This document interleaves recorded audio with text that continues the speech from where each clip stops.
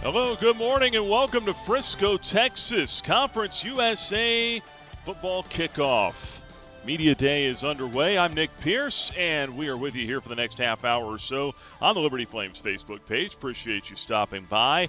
Coming up, we've got a busy show for you as we get you ready for Conference USA football here in 2024. Exciting campaign coming up here for the Liberty Flames, who are coming off a historic season. The Flames CUSA champions in year one, of course, went to the Fiesta Bowl and ran the table in the regular season, looking to see if they can come anywhere close to that success here this year.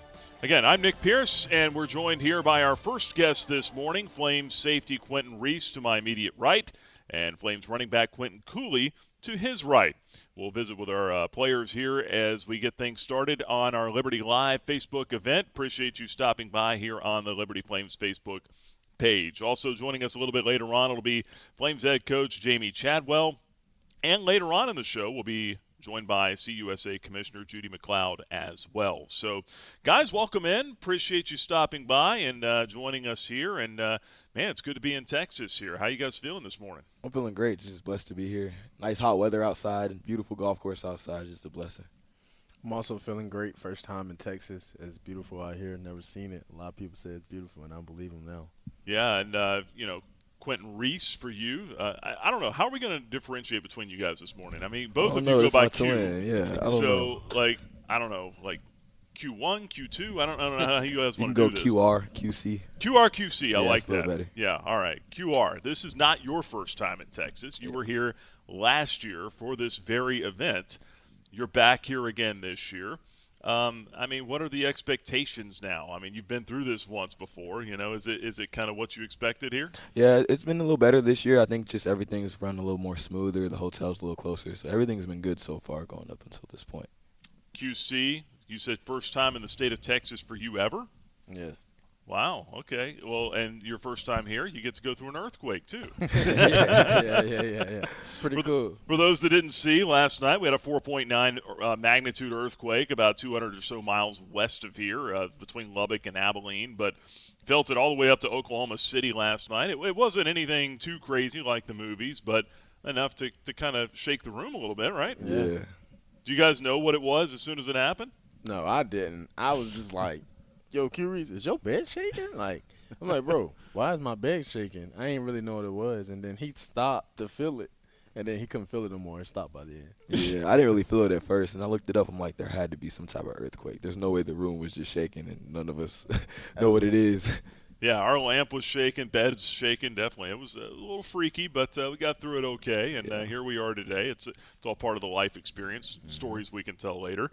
I kind of ran off the list of accomplishments from last year, and we're going to talk about some of your individual stuff here in just a couple of moments as well. But you think about all that success last year with a first-year head coach and a first-year coaching staff and about 50% new players. To do all that last year and now have the expectations on you this year, despite having a lot of new faces this year as well, how's this team digesting all of that, and how have you guys put that into practice here throughout the summer workouts? It's kind of just been on our leaders kind of just to push that narrative that, yeah, we appreciate last year and it taught us a lot, but we have to move on and focus on what's to come because we have so much more in store of us, I feel like, and so much more ahead of us. So just focusing on the now and not really looking back too much, but also being appreciative of how far we've come. Yeah, and just the coaches emphasizing of taking that next step. Don't look at what we did in the past. Just move on and keep going. We know a lot of teams going. We're the target. We know we're gonna have a lot of target on our back. So, we have to move on and see what's the purpose of that. QC, I mean, you were coming here last year as a transfer from Wake Forest. Could you have ever envisioned having that kind of a season, 1,400 yards rushing, the kind of success you had last year, and being a part of a team that would make a run to the Fiesta Bowl? No idea. Honestly, I never thought I would. I came from not playing a lot to playing a lot and just having a great season. And I didn't even ask for that. That's just all glory to God, just giving me that, be able to give me that talent to showcase that I can really still play football. And it's just been that. And it's an offense that led the country in rushing last year and was fourth in the country in total offense. You've got some playmakers back, yourself included, at running back. You've got a quarterback that was the best quarterback in G5 last year, one of the best quarterbacks overall in the country.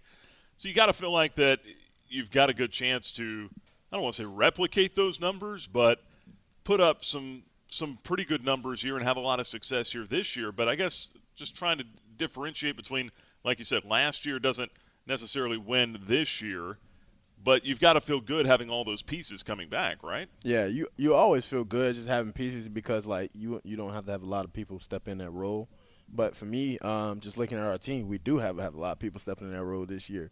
And after every year, the coaches always tell us this team will never be the same again. Like, it'll never be. It's always going to be a new team the next year. Yeah, we lost key players, but we gained other players. So you just need people to step in their role and see what they'll be able to do because you don't want to just based off the talent somebody had last year. Somebody can have a bad season this year. But so just keeping our head down and taking that next level for the purpose to show, like, your purpose of playing the game and, like, just want to see, like, this is my brotherhood. This is a new team. Now I need to be a leader, and now I need to lead them in the right way. You know, I heard Rashad Jennings say something like that one time. Of course, Liberty Hall of Famer and played in the NFL for many years. He said, I was in the league for, 7 years, 9 years, whatever it was. He said, I played on 9 different teams, because even though it was just 3 franchises, it was a different team every year. Yeah. It's different faces in the room every year. And you've got roughly about the same amount of overall roster turnover this year that you had last year, right? Yeah. So, I mean, there's a lot of questions still to be answered. I mean, particularly on the offensive line, I think. I mean, a lot of the running backs are back in the room. You do lose Aaron Bedgood from last year. But that offensive line, just in the summer workouts, how have you seen those guys come together? Just getting them trying to grind harder. But I see a bunch of leaders. There's a bunch of older guys in that room. Just getting them, a bunch of them to lead, like the younger guys, just to keep pushing them each and every day because – we know it's a new offensive line. They know it's going to be different for them, and they know they have a target on their back. So just putting that target on their back more just make them want to work harder and just continue to push them. QR, turn to you now, and you were one of the top tacklers on this team last year. You started 14 games, had a couple of picks. This team led the country in interceptions last year. How is everyone kind of blended on that side? Because you lost some guys in that secondary. Yeah, we do have a lot of new guys. We have a collection of a lot of older new guys and a lot of younger new guys, and it's been a good balance of even the older new guys trying to bring along the younger new guys and just show them the way and how we do things. And it's kind of good because some of our players who we have played for the coaches that we have before, so it's not like too much new things. And football is football at the end of the day. Either you can play or you can't. So just trying to rally everyone together and just get on the same page has really been the biggest focus for us. You do get Brylan Green back in that secondary. Yeah. Always helpful when you got an All-American coming back, right? Yeah, it's very helpful. Just in his leadership and just how he can push others around him just off of his skill set. It's really been pushing the safety room and pushing all the DBs together. How about you? How have you developed as a leader in your time here? I feel like I've been more focused recently on just going by action and just kind of showing guys the way instead of always saying how to do things. Is a lot of young guys don't respond to you just telling them things. You kind of have to show them the ropes and show them the way, and then they'll all fall in line if they want to win how we want to win. It's been a busy off season in a lot of respects, not just what's happening in our own world here, right, with Liberty football and roster turnover and trying to get ready for a season. We've got different, new legislation now with NIL or with players potentially cashing in on some revenue sharing, that potentially coming down the road here. How much do you guys keep up with that stuff? Not too much. We're on the back end of our career, so it won't really affect us as much as it will affect some of the younger guys. And I try to kind of keep the main thing, which is football and why I started playing, which is the love of the game. And you can't let that slip out of your eyesight. Well, I do know you guys were part of a roundtable discussion last night with a lot of the other student athletes that are here. I guess it's like 20-some of you guys that were here. Those conversations healthy, positive? Does that help you guys as student athletes kind of understand the big picture a little more? Yeah. I really think it is helpful. One of the guys from Louisiana Tech, he was actually on, like, the NCAA team to get around and stuff. But, like, it's healthy because we can, like, provide more to our teammates how, like, stuff going to change. We can provide more to our school how stuff going to change. So we be already adapt to it.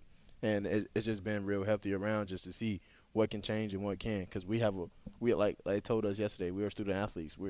We have a word, and our word is powerful. So just having that conversation around that table is really great. Yeah, it's also very important just to see all the other perspectives because we go to Liberty and sometimes you kind of get caught in a little bubble, but it's a lot more stuff going on around than what we kind of just experienced. So hearing all the other athletes' perspectives from different places across the country was really cool. Now, QR, I know that you have been pretty active in the NIL circle here, so to speak. I mean, last summer you went and spoke at a convention or something. Yeah, it's a summit. Yeah, so you've been pretty active trying to help other student athletes realize what this means for them, what it can mean, positive or negative, right? Yeah, it's been just it's always adapting. So we're all learning at the same pace just because it's all new to all of us. So it's kind of just how can we find ways to use this to our best advantage and just use this for this time period we have because you only have a certain amount of eligibility. So how can you take full advantage of those 4 or 5 years that you have to just push your name out there and set you up for something later on in life? I think we can all agree NIL is a good thing for student athletes, but what are some of the potential pitfalls that you like to try to warn people against, or just, hey, be careful of this when you're going down this road? Kind of what I said, just keeping the main thing, because some guys will chase the money or chase the wrong things or the wrong ideas, which is everyone's situation is very, very different. But just keeping the main thing and just knowing that you're playing football for your brothers and you're playing to win, and keep that as the main focus. Yeah, just piggyback off that. I went to NIL Summit too, that he went to. Just saying that, just not going for the wrong thing and just all in for the money, because sometimes a lot of people out here try to get you for your money and that's really it, and they really cut you off from the NIL standpoint. And the NIL, like you don't know what type of NIL you're really getting. A lot of people hit you up for merch and all this stuff, but somebody else gonna hit you for merch and you want that, and you're not really getting paid off of that stuff, and it's gonna be hard because then you want to keep chasing other stuff. Now you're just letting people take you advantage of you, and now you're not gonna really make money how you want to. It's an interesting perspective coming from the guys who live it here. Last couple of things here before we let you get going. QC wanted to touch on this. You're the All-State Good Hands, Good Works nominee for the Liberty Flames. Yeah, absolutely. Congrats to you for that. You do a lot of community service. How important is that for you? It's very important for me. A lot of people at Liberty know my background and how things went when my childhood, and I just want to give back to kids. That's something I always wanted to do. I want to see kids happy because we are the NFL players, and when we're in college, when we're in high school, anywhere, football is not my identity. I tell people that all the time. I'm a better man than football. It's just not me. It's just a sport that I'm good at and that I play because I love it. Just like I love kids, I love giving back to the community. And just giving back to the community just fills my heart and fills my background. Like, it really changes my whole perspective of life, of how I grew up. And, like, that meter is just keep going up and up and up every time I see a kid happy that I do something for the community or my teammates do something for the community, and just getting my teammates involved and all that stuff too. So it's been excellent, and I'm glad I'm one of them to be able to do that. Like, I give all glory to God that he really changed me in a different way and gave me different perspectives to see. Last thing here for both of you guys. It's been, like I said, it's been a busy offseason. It's been a busy week here or so, week and a half. EA Sports college football game is out. You guys played it yet? I've played it a couple times. See, I don't have the newest console, so I just kind of hop in with my roommates and kind of play with them. So I haven't played too much because camp's coming up, but I have played a couple times. I don't play. I'm gonna play about 4 times. I play like that whole week. You guys happy with your rankings on there? Yeah. Yeah. The good thing is they're live rankings, so when the season starts, as you play and perform, they can change. So that's good. That's good confidence. You know, I remember when I played video game consoles when I was younger. If you wanted to update your roster, you had to create players. Yeah, you had to manually go through them. Now you can just download the rosters. It's crazy. Mm-hmm. Hey, guys, appreciate you stopping by, visiting with us here for a few minutes. Great to hear your stories. Great to hear from both of you. Look forward to covering both of you in fall camp here. Good luck this season. Okay. Yes, thank you so much. Quinton Reese, Quinton Cooley joining us here on Liberty Live at Conference USA Media Day. Coming up, we will hear from Flames head football coach Jamie Chadwell. Also, a little bit later on, we'll be joined by CUSA Commissioner Judy MacLeod here as well. Stay with us here on the Liberty Flames Facebook page. And welcome back in here to Liberty Live at Conference USA Media Day. I'm Nick Pierce. Glad to have you along here on the Liberty Flames Facebook page. Conference USA Media Day underway, and it's a busy day for many of Flames football here as Jamie Chadwell, the head coach of the Flames, is with us. Also Quinton Reese, Quinton Cooley here representing the Flames as well. And a little bit later on here on our show, we're going to be visiting with Conference USA Commissioner Judy MacLeod as well. So appreciate you stopping by. I'm Nick Pierce, joined by the head coach, Jamie Chadwell, as we just said. Coach, appreciate you stopping in. How are you this morning? Feeling good. My suit looks good. It does. I was going to comment on that. Yeah, better menswear in Lynchburg. Phenomenal. I would recommend it. First class down there. But we're I guess talking season, right? So we're about a week out here and ready to get kicked off. Yeah, absolutely. And fall camp will be getting there, July 31st, first practice? July 31st. So report date is next Tuesday, and then we're ready to go. Wow. It's hard to believe. It feels like just yesterday I was celebrating my 40th birthday out in Phoenix and working with you guys at the Fiesta Bowl. And here we are just a few months later as you guys are getting ready to put toe to leather here. It'll be Campbell on August 31st in Lynchburg. Where's the mood right now amongst the coaches as you guys head into year two? Obviously now with a target on your backs is preseason number one in the conference coming into this year. Well, I think from one, you have a comfort level with the players that are returning, right? I think what a lot of people don't realize either, though, we've got 40 new players. That's today's world, right? 40 new players. So, but the ones returning, the number of opportunities through the games we've had, through spring ball, through the summer. You feel confident with the understanding of the schemes, offense, defense, right? I think the biggest challenge that the coaches face now is how do we implement those new 40 guys, and some of them are going to have to play this year, right? Some of them are going to have to be impacts right away. And then secondly, how do we handle, you mentioned a target, how do we handle, if people are pursuing us instead of us pursuing something, right? Mm-hmm. And I think that mentality, our team has got to be hungry and we got to be pursuing not necessarily a championship, but pursuing being the best version of ourselves every day. And it's one thing, Nick, as you know, it's always liberty versus liberty, and can we continue to keep that mindset? That as a coach, that's our challenge this year, I believe. Well, one thing I was thinking about the other night is, and I'm sure this is something you've shared with your team, maybe not in these, last year's rings don't win this year's games. That's right. And so you've got to help these guys turn the page. We were visiting with Reese, Quinton Cooley a little while ago. It sounds like those two guys they're older players, they're veterans. Those are the guys you want kind of leading that charge, right? They are, and they're the ones that are going to, honestly make or break our season. And what I mean by that is them, and along with the other guys, is that if you rest on your laurels, or if you think what you did yesterday is as important, then you've already lost. And what we hope is that the young guys that didn't play last year, they're hungry to go prove themselves, right? But you need those guys that played a lot, that been in the fire. You need them to be great leaders from a standpoint of, hey, this is how we have to do it consistently, and this is what we're focused on, not these outside noise or anything of that nature. We're focused on these things that we know can help us be our best when it matters. Well, it does help, though, when you've got guys like Caden Salter back in the fold, who was the best group of five quarterback in the country last year, one of the best overall quarterbacks in the country last year. Huge numbers for him. When you've got him back leading the charge on offense and you've got guys like Quinton Cooley back, how much better, when you got the preseason offensive player of the year back, how much better does that make you feel about things? Well, I definitely don't feel terrible about that. I can tell you that. Obviously having somebody of his ability and the season that he had and the development that he's done over spring and through this summer, obviously it gives you a lot of confidence, right? And it gives your team confidence knowing you got a guy back there that's capable of and who's shown that he's one of the top players you mentioned in this league, but really realistically in the country, right? He's one of the top players in this country, and we all believe that.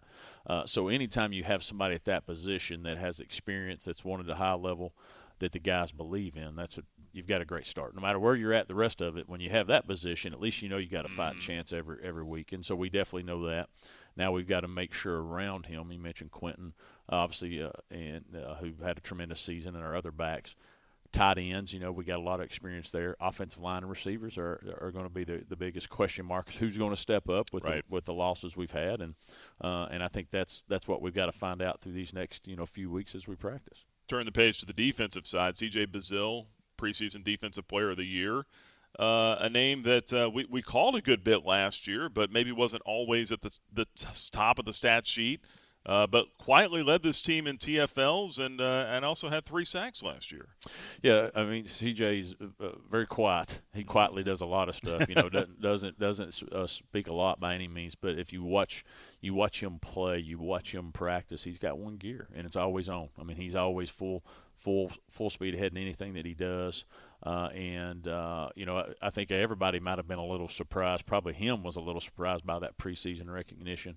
But I think our team knows what the effort that he puts in every day and how he prepares and how he practices. And, with him and some other guys up front, we hopefully got a chance if they can continue to develop, got a chance to be hopefully our best D-line that we've had since we've been here, from a production standpoint. And he'll lead the charge up there. But we've got a lot of other guys that played a lot of reps last year too that have a chance to be pretty good.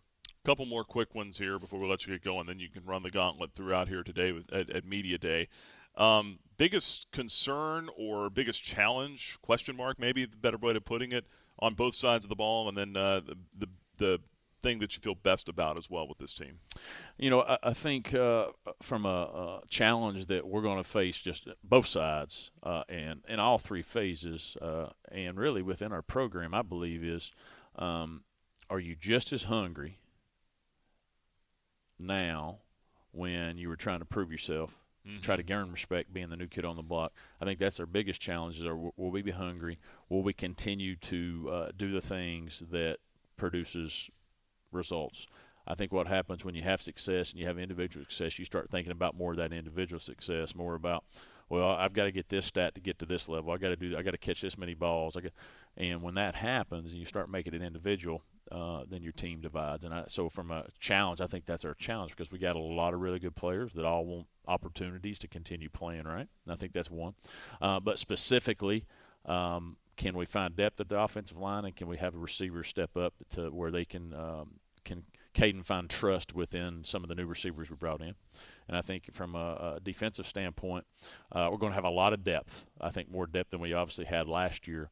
Where we lost people, can the guys that are going to be playing for the first time, can they step up and play at a high level, specifically the secondary, where we lost a lot of good players? I think we brought some good players in there, but they've not done anything for us. Can they produce and help us play better defensive football? I think that's the 2 biggest areas there that going into fall camp you're like, I don't know, right? If we can as coaches get that out of our guys, then you like your chances. You like last thought here, just on the defensive side. I think one area maybe that you want to improve in is just the pass rush. Do you like some of the guys that you have there? Well, we do. I mean, we obviously struggled. If you look at the big picture there, we really struggled to get pressure consistently. Now, part of that is also guys are getting rid of the ball quick, and that's part of that's played part a lot of quarterbacks with quick releases last year. I mean, and getting the ball out quick, right? And that's part of it. And so, but I think we know that's an area we have to improve, whether that's the individual players, whether that's maybe more blitzing, whether that's doing some different things. I think we know we have the people that can do that. I think you'll see us have to, be a little bit different this year in some ways to try to create more of that. But we definitely have the players there that are capable of doing that. Now, can they do that consistently? Where when we need a big play that we don't have to rely on a pick, maybe we can get a sack and some of those things. So, but I know they've been working towards that goal. Coach, appreciate you stopping by. That's good. Good to see you. Yeah, good to see you. We're ready to go. Yeah, you got me out dressed. All of you guys have me out dressed today. I don't know what to do here. I'm gonna have to head. What was the store again? Well, I mean, better menswear downtown. Okay, go down. All right. That's for Bart. He's awesome. But you also have a baby too. You got other things in your mind right now. That's fair point. I mean, that's fair. Like I appreciate that. You got other things that are way more important than that. All right, Coach. Thanks for stopping by, and we'll catch up with you again here real soon. Sounds good. Thank you. Flames. That's the head coach, Jamie Chadwell, with us here on Liberty Live at Conference USA Media Day. Still one more segment to go. When we come back, we'll visit with the commissioner of Conference USA, Judy MacLeod, stops by after this on the Liberty Flames Sports Network from Van Wagner. And we welcome you back here to Conference USA Kickoff and Liberty Live at CUSA Media Day. I'm Nick Pierce. Pleasure now to be joined by the Commissioner of Conference USA, Judy MacLeod. And as we welcome her in, also want to remind you as well to get your season tickets if you've not already done so. Those are available at lufootball.com. A lot of our premium seats are already sold out, but still seats remaining at Williams Stadium for all 6 home games here this year. Of course, the season opener is August 31st. Liberty and Campbell under the lights in Lynchburg. Hope to have you with us. lufootball.com. And remember, you save up to 40% when you buy season tickets over single game tickets. Housekeeping out of the way. Judy, welcome in. Good to see you again. How are you? I'm doing great. Thanks for having me. Yeah, appreciate you stopping by. It's been a busy off season, successful one though. I think after year one of the new look Conference USA, it's a whole lot to be excited about in this league, right? It's crazy. Everybody is. The first year with the new group was fantastic. Obviously led by Liberty's football performance and appearance in the Fiesta Bowl. To represent Conference USA and get us out there on the national stage, playing midweek games. It just really came together for us, and we couldn't be more excited to continue to build on that. Yeah, you talk about the run to the Fiesta Bowl that the Flames had last year. Just unbelievable to be a part of that. I had a front row seat to it all season. It was a lot of fun. And now you look at it this year with the expanded playoff. Certainly, if there's a season like that to be had again, not saying it's tough to do what the Flames did last year, but if they were able to do that again, they're going to be in the playoffs somewhere. Yeah, I'm really excited about the 12-team CFP this year coming up, and anxious to see how that works out. But feel like we have a great chance again with some of our teams making a stand and showing what they can do. Yeah, I think everyone's excited about the expanded playoff field. At least most folks are.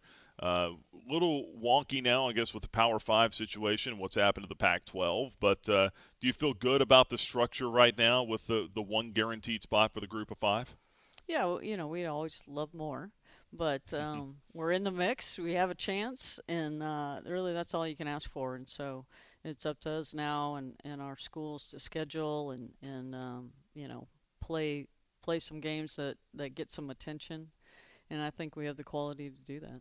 Is that getting, from what you're hearing, just talking to some of the coaches and different folks around the league and everyone that you do talk to, is that getting tougher for Group of 5 schools to get some of those tough opponents, the Power 5s, or just the opportunities to make statements? Yeah, it certainly is. And most of the time we end up having to go to their place, which, we'd love to get those on our campuses. I think Middle hosts Duke this year.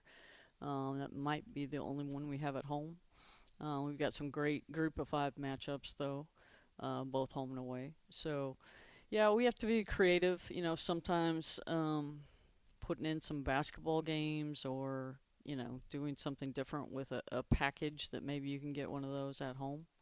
I think that's important for us. So we're not going to quit trying to do that, but it is becoming more and more difficult, especially as leagues move to playing more conference games. Yeah, and that's an interesting point you bring up there for fans that may not realize. You can kind of parlay some of that stuff too. Like, hey, you guys come to us in football, we'll give you X number of basketball games too at your place, right? Yeah, I think we do have to be creative because it is difficult, and so anything we can do, we're willing to take a look at it. You mentioned also the midweek games last year, and I think that was a question mark a lot of folks had, is how is that going to go over?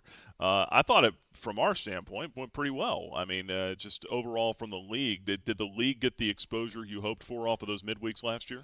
We really did. It was great for us, the national exposure. We had people tuning in that just, on a Saturday probably aren't going to find our game. And so it was a big, I think it helped Liberty's case, quite frankly, in the CFP process, just to get some more eyeballs on our teams and the national exposure. I know it's a challenge on campus with classes and things, everything going on. We didn't see a huge drop in attendance. We saw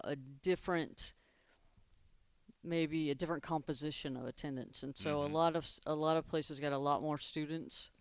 And then maybe some of the families had to go home at halftime because it was a school night. So right. We get that. We get the challenge. But I think for us, establishing ourselves as a new identity in a new league is really important for us. Yeah, I know that's one thing at Liberty we kind of tried to focus. It was more the local the students, and then the local community as well, working with the the Lynchburg Regional, the Business Alliance. Have you seen some of those similar partnerships around the league as well? Yeah, absolutely, and I think that's a great point. Some people who might come on Saturdays might travel in, and so they might not be able to do that on a weeknight, and so a lot of partnerships with local businesses and like a police department, first responder. Yeah, first responders night. Yeah, things great like idea. that. So our ADs are sharing information all the time. Hey, this worked for us. This didn't. We had a couple concerts that schools put on that were really successful. So we continue to work on it. CUSA Commissioner Judy MacLeod with us here on Liberty Live at Conference USA Kickoff. Media Day underway here as the coaches and student athletes run the media gauntlet here. We've got podcasting right across the hallway as well. We'll kind of give you an opportunity to talk about that. CUSA Insider Podcast. That's Sarah Rudolph hosting that. She's doing a great job with that. Just another avenue of exposure for the league, right? Yeah, it's been really fun, and we've got to do some stories that otherwise might not get out there. Some personal interest stories, and we've got great stories across the league. Some of the young people that we're fortunate to have on our campuses have great backgrounds, great interests outside of athletics, different things, and so that's been a fun way to showcase that. Well, it's good to get to know a couple of the head coaches here the other week on the Battle of I-10 with New Mexico State and UTEP. Got several new head coaches in the league this year. Got a new team in the league this year as well in Kennesaw State. Two more coming in next year with Delaware and Missouri State. Talk about them in a moment. But what does Kennesaw State bring to the league? Yeah, I don't know if people realize Kennesaw is really a jewel that has unlimited potential. I mean, they have beautiful campus. Over 45,000 students outside of Atlanta.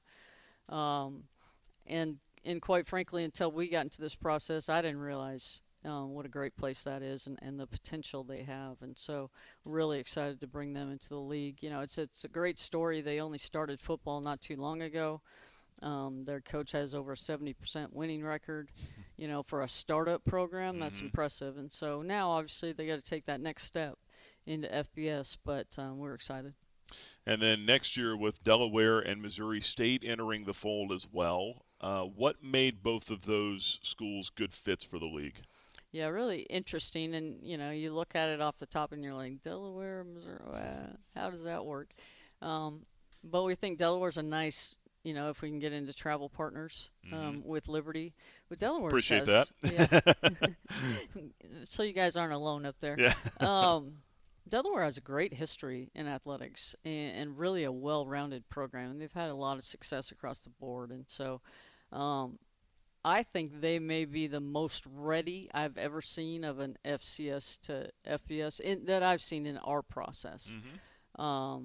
Budget-wise, facility-wise, just across the board. And so we're very excited about that. And then Missouri State, Missouri only had one FBS program in the state of Missouri. Missouri is a pretty large state, and so they're really excited to join as well. And I have some personal experience. When I was at Tulsa, we were in the Missouri Valley with Missouri State, called Southwest Missouri State at the time. But great institution, a lot of upside, a lot of great basketball there that they're going to bring. Really excited, and then they're working on their football as well, and have had some success in recent years. It's interesting now with the conference so spread out. And we've talked about this before. After having gone through that first year now, with everyone having experienced the travel schedule and everything, has there been any talk of ways to make it better? I mean, obviously you can't change geography, right? But divisions, scheduling. Has there been any talks of how maybe you can mitigate some of the arduous travel in the league? Yeah, and we think 12 is the right number to do that. It's tougher to do at 9 and 10. And so all of our different sports, all of our staff are working to try to come up with the best models that helps mitigate that. And then we're working on some regional scheduling concepts, maybe with some other leagues that might help as well. And that probably in the next year or 2 years, something like that? Yeah, we'd like to get something, when 12 kicks off, we'd like to, we're probably going to tweak it as we go and see how it works, but we think that's a big key for us. And 12 is a good number for the league, you feel like, right now? I do. I feel really comfortable with that. I mean, you never say never, or things are going to Sure. stay the same, because we know that doesn't. And When you've got all the answers, they change the questions. Yeah, we've lived that. So we'll always be ready. We'll always be evaluating. It's not like we got to 12, we're not going to look at anyone. We're going to continue to evaluate, and if we add, it'll be something that brings us value. Last couple of thoughts here, visiting with CUSA Commissioner Judy MacLeod here as we begin to wind down the show. One thing we talked about last year at this session was just the student-athlete experience and making sure that they are the center of everything here. Notice last night they had their typical roundtable discussion. So much has changed, just even in the last year with NIL, the opportunities, the collectives have gotten bigger than ever. It seems like week to week that continues to change. Good to talk to our guys and hear them discussing, hey, make sure you're taking advantage of this, but there's still pitfalls if you're not careful. So I think that's been important. That's good to see them having those conversations, the league generating those conversations, but then the revenue sharing aspect of it as well. Still some questions to be answered there too, right? Yeah, when we see the final settlement, we'll know exactly what we're working with. And so we have bits and pieces, and from what we can gather in some limited conversations, because they have a high confidentiality on a lot of it. Sure. Although the media tends to still find it somewhere. But that's something, once we know the parameters, I have great confidence in our universities, their leadership, and really our resilience, that we're going to find a way of, where do we fit, what can we do? And again, we want to do what's best for the student athletes. Are we going to be able to do it at an Ohio State level? Of course not. Mm-hmm. But how does it work for us? And I think that's what's exciting, is we have a chance to chart our own path and figure out what that is as a group. And I think we have great leadership on our campuses, and I think we'll get to a good place. Do you think it's good if do you think the best avenue is to have the NCAA or the conferences or both regulate that at the top, and then have the schools kind of have some structure for the schools to follow at that point?